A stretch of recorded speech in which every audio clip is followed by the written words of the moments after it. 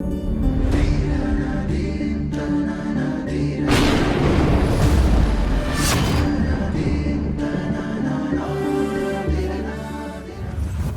ಗುರುಭ್ಯೋ ನಮಃ. ಹರಿ ಓಂ. ಸಿಂಹರಾಶಿಯ ಒಂದು ವೈಶಾಖ ಮಾಸದ ಅಥವಾ ಮೇ ತಿಂಗಳ ಫಲಾನುಫಲ ಬಗ್ಗೆ ಹೇಳೋದಾದರೆ, ಸಿಂಹರಾಶಿಯವರು ಈ ಕಳೆದ 3-4 ತಿಂಗಳಿಂದ ಸಾಕಷ್ಟು ತೊಂದರೆಗಳನ್ನ ಅನುಭವಿಸ್ತಿರ್ತೀರ. ಅಂದರೆ ಯುಗಾದಿ ಆದ ನಂತರ ಕೆಲವೊಂದು ಪಾಸಿಟಿವ್ ವೈಬ್ಸ್ ಅನ್ನೋದು ಒಳ್ಳೆಯ ವಾತಾವರಣ ಅನ್ನೋದು ನಿಮಗೆ ಕಾಣ್ತಾ ಇರುತ್ತೆ. ಅದೇ ರೀತಿಯಾಗಿ ಮೇ ತಿಂಗಳಲ್ಲೂ ಕೂಡ ನಿಮಗೆ ಮುಂದುವರಿಯುತ್ತೆ ಆ ಕಾಲ. ಅಂದರೆ ಈ ಸಿಂಹರಾಶಿಯ ಮಗ ನಕ್ಷತ್ರ, ಉತ್ತರ ಪಾಲ್ಗುಣಿ ನಕ್ಷತ್ರಗಳು ಮತ್ತು ಪೂರ್ವ ಪಾಲ್ಗುಣಿಯ 2 ಪದಗಳು, ಅಂದರೆ ಈ 1ನೇ ಪಾದ 2ನೇ ಪಾದ ಯಾರು ಹುಟ್ಟಿರ್ತಾರೋ ಅಂಥವ್ರಿಗೆ ಸಾಕಷ್ಟು ಲಾಭಗಳನ್ನು ಕಾಣ್ತಾ ಇರ್ತೀರ. ಅಂದರೆ ಪ್ರತ್ಯೇಕವಾಗಿ ಮಗ ನಕ್ಷತ್ರದ ಯಾರು ಹುಟ್ಟಿರ್ತೀರೋ ಅಂಥವ್ರಿಗೆ ಸಾಕಷ್ಟು ಒಳ್ಳೆಯ ಕಾಲ ಅಂತ ಹೇಳ್ಬೋದು. ಅದರಿಗೆ ಪ್ರತ್ಯೇಕವಾಗಿ ಹೇಳೋದಾದರೆ, ಪಶುಸಂಗೋಪನೆ ಯಾರು ಮಾಡ್ತಿರ್ತಾರೆ, ಅಂದರೆ ಹೈನುಗಾರಿಕೆ ಇರ್ಬೋದು ಅಥವಾ ಜೇನು ಸಾಕಾಣಿಕೆ ಯಾರು ಮಾಡ್ತಿರ್ತಾರೋ ಅಂಥವ್ರಿಗೆ ಒಳ್ಳೆಯ ವರಮಾನ ಲಾಭಗಳನ್ನ ಕಾಣ್ತಾ ಇರ್ತಾರೆ.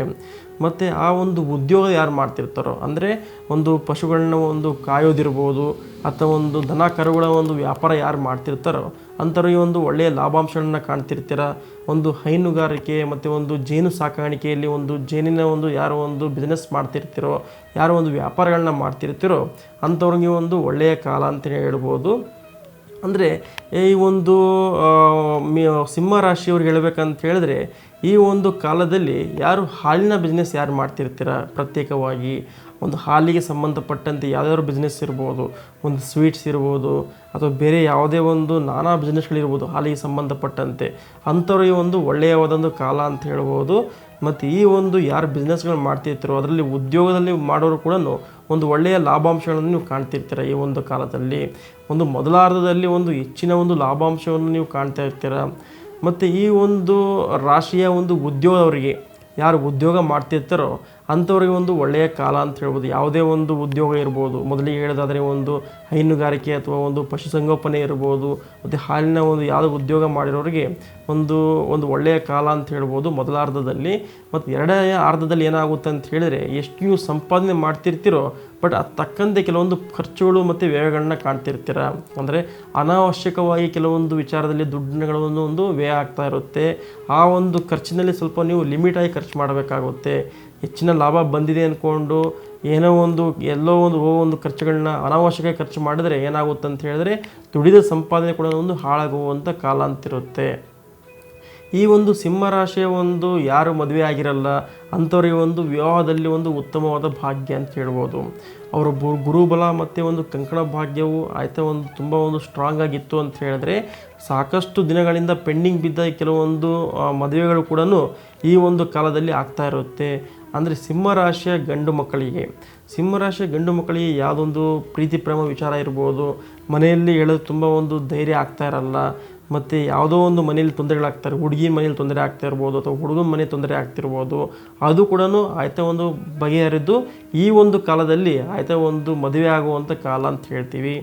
ಇದಾದ ನಂತರ ಸಂತಾನದಲ್ಲಿ ಯಾರೋ ತೊಂದರೆಗಳು ಅನುಭವಿಸ್ತಿರ್ತಾರೋ ಸಾಕಷ್ಟು ದಿನಗಳಿಂದ ಅಂಥವ್ರಿಗೆ ಈ ತಿಂಗಳಲ್ಲಿ ಮೇ ತಿಂಗಳಿನಲ್ಲಿ ಗುಡ್ ನ್ಯೂಸನ್ನು ನೀವು ಎಕ್ಸ್ಪೆಕ್ಟ್ ಮಾಡ್ಬೋದು. ಈ ತಿಂಗಳಿನಲ್ಲಿ ಅಂದರೆ ಸಾಕಷ್ಟು ದಿನಗಳಿಂದ ಎಷ್ಟೇ ವರ್ಷ ಆದರೂ ಕೂಡ ನಿಮಗೆ ಸಂತಾನದಲ್ಲಿ ಫಲಗಳು ಸಿಗ್ತಾ ಇರಲ್ಲ. ಯಾವುದೋ ಹುಡುಗನಲ್ಲಿ ತೊಂದರೆ ಇರುತ್ತೆ ಅಥವಾ ಹುಡುಗಿಲಿ ತೊಂದರೆ ಇರುತ್ತೆ. ಎಷ್ಟೋ ಆಸ್ಪತ್ರೆಗೆ ಹೋಗಿ ತೋರಿಸಿದ್ರು ಕೂಡ ಅಲ್ಲಿ ನಿಮಗೆ ಚಾನ್ಸ್ ಆಗ್ತಾ ಇರಲ್ಲ. ಬಟ್ ಈ ಕಾಲದಲ್ಲಿ ಒಳ್ಳೆಯ ಕಾಲ ಗುಡ್ ನ್ಯೂಸ್ ಅನ್ನೋದು ನೀವು ಕಾಣ್ಬೋದು. ಈ ಸಂತಾನದಲ್ಲಿ ನಿಮಗೆ ಮೆಡಿಕಲ್ ಫೀಲ್ಡ್ ಇರ್ಬೋದು ಮತ್ತು ವೈದ್ಯರು, ಪ್ರತ್ಯೇಕವಾಗಿ ದಂತ ವೈದ್ಯರು ಯಾರು ಇರ್ತಾರೋ ಅಂಥವ್ರಿಗೆ ಒಳ್ಳೆಯ ಕಾಲ ಅಂತ ಹೇಳ್ಬೋದು. ಮತ್ತು ಮೆಡಿಕಲ್ ಫೀಲ್ಡಲ್ಲಿ ಯಾರು ಇರ್ತಾರೋ ಅಥವಾ ವಿದ್ಯಾರ್ಥಿಗಳಿರ್ಬೋದು, ಎಜುಕೇಷನ್ ಫೀಲ್ಡ್ ಯಾರು ಮಾಡ್ತಿರ್ತಾರೋ ಅಂಥವ್ರಿಗೆ ಒಳ್ಳೆಯದಾಗುತ್ತೆ. ಈ ಕಾಲದಲ್ಲಿ ಒಳ್ಳೆಯದಾದ ರಿಸಲ್ಟನ್ನು ನೀವು ಕಾಣ್ಬೋದು ಈ ವೈಶಾಖ ಮಾಸದಲ್ಲಿ. ಮತ್ತು ಈ ಸಿಂಹರಾಶಿಯವರಿಗೆ ಸ್ಟಾರ್ಟಿಂಗ್ ಹೇಳಿದಂತೆ ದಂತ ವೈದ್ಯರಿಗೆ ಸಾಕಷ್ಟು ಉತ್ತಮವಾದ ಲಾಭಾಂಶಗಳನ್ನ ಕಾಣ್ತಿರ್ತೀರ. ಮತ್ತು ಇನ್ನು ನಿಮಗೆ ಬಡ್ತಿಯನ್ನು ನೀವು ಕಾಣ್ತಾ ಇರ್ತಾರೆ. ಅಂದರೆ ಗೌರ್ಮೆಂಟ್ ಕೆಲಸ ಯಾರು ಮಾಡ್ತಿರ್ತೀರೋ, ಗೌರ್ಮೆಂಟ್ ವೈದ್ಯರು ಯಾರಾಗಿರ್ತಾರೋ ಅಂಥವ್ರಿಗೆ ಬಡ್ತಿ ಅನ್ನೋದು ಆಗ್ತಾ ಇರುತ್ತೆ. ಬಟ್ ಆದರೂ ಕೂಡ ಸಡನ್ನಾಗಿ ಬೇರೆ ಕಡೆ ಟ್ರಾನ್ಸ್ಫರ್ ಆಗುವಂಥ ಎಲ್ಲ ಸೂಚನೆಗಳು ನಿಮಗೆ ಕಾಣ್ತಾ ಇರುತ್ತೆ. ಬಟ್ ಇಷ್ಟು ಲಾಭಾಂಶಗಳು ಇದ್ದರೂ ಕೂಡ ಖರ್ಚಿನಲ್ಲಿ ಸ್ವಲ್ಪ ನೀವು ನೋಡ್ಕೋಬೇಕಾಗುತ್ತೆ. ಮತ್ತು ದೂರ ಪ್ರಯಾಣದ ಬಗ್ಗೆ ಸ್ವಲ್ಪ ಯೋಚನೆ ಮಾಡೋದು ತುಂಬ ಒಳಿತು. ಅಂದರೆ ಒಂದು ಸಡನ್ನಾಗಿ ಒಂದು ದೂರ ಪ್ರಯಾಣ ಇರ್ಬೋದು, ಮತ್ತು ಎಲ್ಲೇ ಒಂದು ಅನಾವಶ್ಯಕವಾಗಿ ಒಂದು ದೂರ ಪ್ರಯಾಣ ಮಾಡುವುದು, ಈ ರೀತಿ ಮಾಡೋದು ಈ ಒಂದು ಮಾಸದಲ್ಲಿ ಸ್ವಲ್ಪ ಅವಾಯ್ಡ್ ಮಾಡಬೇಕಾಗುತ್ತೆ. ಸಿಂಹರಾಶಿಯವರಿಗೆ 7ನೇ ನಂಬರು 7 ನಂಬರ್ ಈ ಹೊತ್ತಿ ಅದೃಷ್ಟದ ನಂಬರ್ ಆಗಿರುತ್ತೆ. ಮತ್ತು ಸಾಕಷ್ಟು ಒಂದು ಸೂರ್ಯನ ನಮಸ್ಕಾರ ಮಾಡೋದ್ರಿಂದ, ಸೂರ್ಯನಾರಾಯಣ ದೇವಸ್ಥಾನಕ್ಕೆ ಒಂದು ಹೋಗೋದ್ರಿಂದ ಇನ್ನೂ ಒಂದು ಉತ್ತಮವಾದ ಫಲಗಳನ್ನ ನೀವು ಕಾಣ್ತಾ ಇರ್ತೀರ. ಬೆಳಗ್ಗೆ ಎದ್ದು ಸೂರ್ಯ ನಮಸ್ಕಾರ ಮಾಡೋದ್ರಿಂದ, ಸೂರ್ಯನಿಗೆ ಒಂದು ಐಕ್ಯ ಬಿಡೋದ್ರಿಂದ ಸಾಕಷ್ಟು ಒಂದು ಒಳ್ಳೆಯದನ್ನು ನೀವು ಕಾಣ್ತಾ ಇರ್ತೀರ. ಮತ್ತು ಈ ಒಂದು ರಾಶಿಯವರು ಹಳದಿ ಬಣ್ಣವನ್ನು ಈ ಸಾಕಷ್ಟು ಒಂದು ಧರಿಸೋದ್ರಿಂದ ಉತ್ತಮವಾದ ಫಲಗಳನ್ನ ಕಾಣ್ತಿರ್ತೀರ.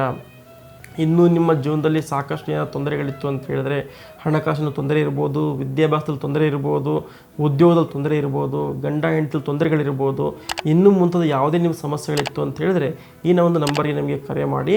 ಇದು ಒಂದು ಸಿಂಹ ರಾಶಿಯ ಒಂದು ಮೇ ತಿಂಗಳ ಒಂದು ಫಲಾನುಫಲಗಳಾಗಿತ್ತು. ಹರಿ ಓಂ.